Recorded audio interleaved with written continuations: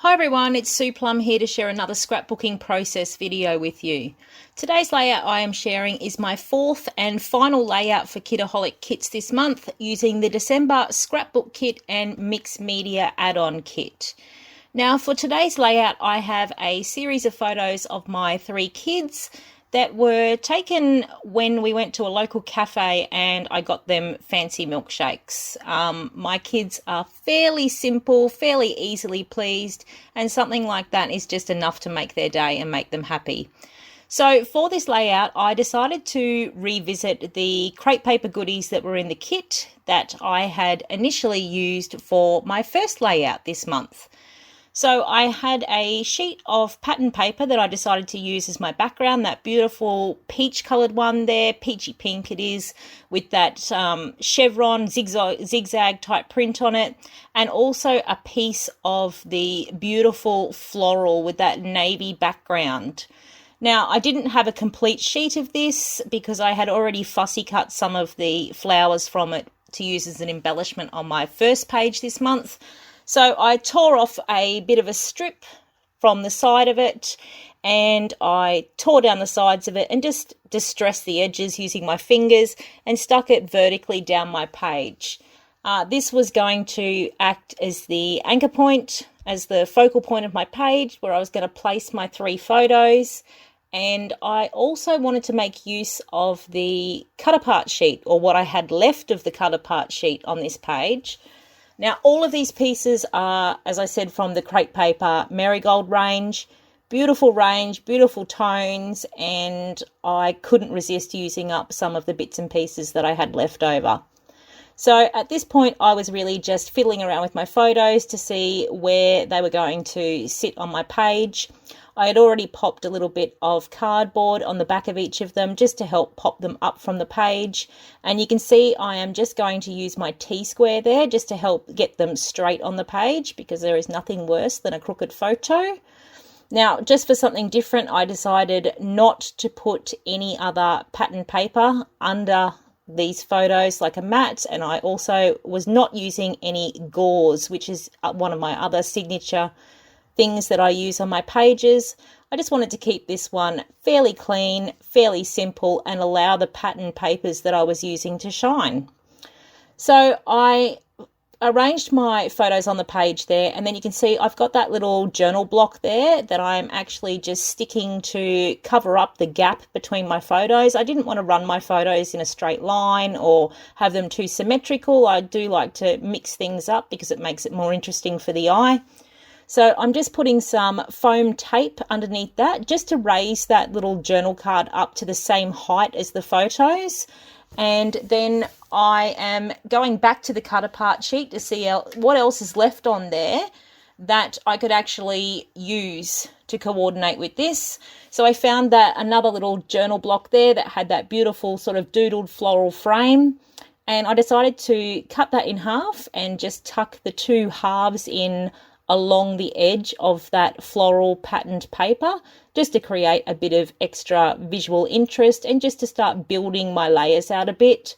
I was aiming, as I usually do, for sort of 3 embellishment clusters, and you can kind of see the basis of those there now. You can see where I have that half of that lined journal card there, and then where I'd popped the two halves of that floral frame, and they were kind of going to be the base points of my clusters for this page. So that large journal block there that I've got, that blank one that's got the little bow on it, I was going to use that to pop my title on, and the title I was using was Life is Lovely, which was from the Jen Hadfield ephemera pack. That's the one with all the phrases and titles and things, and it's beautiful gold foiled script font there. So I chose just to sit that simply on top of that journal block there just to help the title stand out. And because I was using that gold foiled piece, I was just looking for a few other little bits and pieces from the same pack that were also on gold foil just to help tie that gold theme through. So I've got the little circular high, which I placed to the left there. You can see where I'm building that sort of left cluster. And then above my top photo, I've got that little flag piece there that says Joyful Heart, which I just popped above the photo of my daughter. And what else was I going to use? So that little lined journal piece there that you can see there, it's not actually stuck on the page yet because I was yet to add my journaling to it.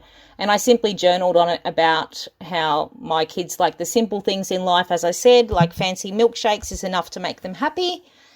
And I also, what else am I using there? Let me have a look. Oh, that beautiful little bird, that sweet little bird, which was from the cut apart sheet. It was on a little sort of card of it on its own.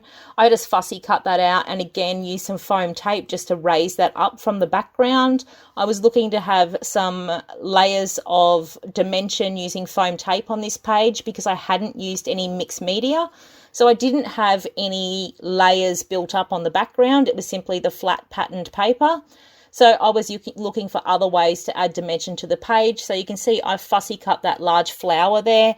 So when I stick that down on the page, of course, I'll just put a little dab of glue under the center of it, and then I will bend the edges of the petals and the leaf up away from the page just to create a bit of dimension.